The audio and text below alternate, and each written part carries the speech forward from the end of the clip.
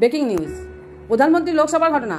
তাই রাত জাগা হয়নি। 19 বছর বয়সী এক কিশোরী 7 দিনে 23 জন মিলে গণধর্ষণ করেছে। 9 জন এখনও গ্রেপ্তার। এটা মানে ভয়াবহ। এটা গদি মিডিয়া এই খবরটি কভার করবে না, কারণ এটা বিজেপি উত্তরপ্রদেশ সরকার না, বারাণসী লোকসভা সাংসদ প্রধানমন্ত্রী মোদিজি। 7 দিনে 18 বছর বয়সী মেয়ে, 23 জন ছেলে, এক মেয়েকে ধর্ষণকারী 6 জন অপরাধীকে গ্রেপ্তার করা হয়েছে। 17 জনের খোঁজ অব্যাহত রয়েছে। এফআইআর এর পর পুলিশ অ্যাকশন আছে। উত্তরপ্রদেশের বারাণসীতে 23 জন যুবক 7 দিন ধরে এক মেয়েকে গণধর্ষণ করে নৃশংসরা মেয়েটিকে নেশাগ্রস্ত করে এবং বিভিন্ন স্থানে ধর্ষণ করে। এই ঘটনাটি 29শে মার্চ শুরু হয়েছিল। মেয়েটি তার বন্ধু রিয়ার বাড়ি থেকে ফিরছিল। তখন রাজ বিশ্বকর্মা নামে এক যুবকের সাথে তার দেখা হয়। রাজ মেয়েটিকে লঙ্কার একটি কাপেতে নিয়ে যায় এবং সেখানে সারা রাত ধরে ধর্ষণ করে।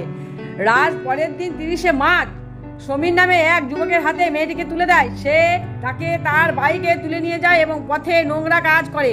এরপর 31শে মার্চ আয়ুষ তার 5 বন্ধুকে নিয়ে মেয়েটিকে কন্টিনেন্টাল ক্যাফেতে নিয়ে যায়।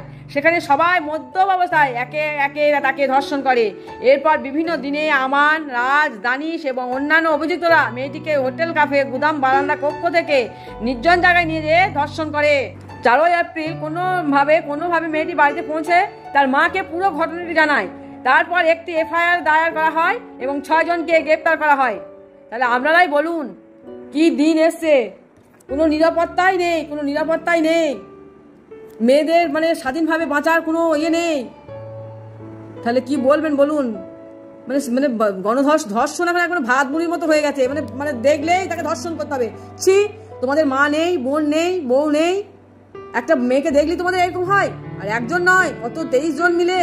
ওহ ছি, একটা 19 বছর বয়সী মেয়েকে এইভাবে ধর্ষণ করেছো। তোমাদের একটু মায়া মমতা হয়নি? ছি, মানে তোমাদের কি বলবো, বলার আমার আর ভাষা নেই। আমি ভাষাহীন হয়ে যাচ্ছি। আমার আর বলার ইয়ে নেই, আমি বাকরুদ্ধ।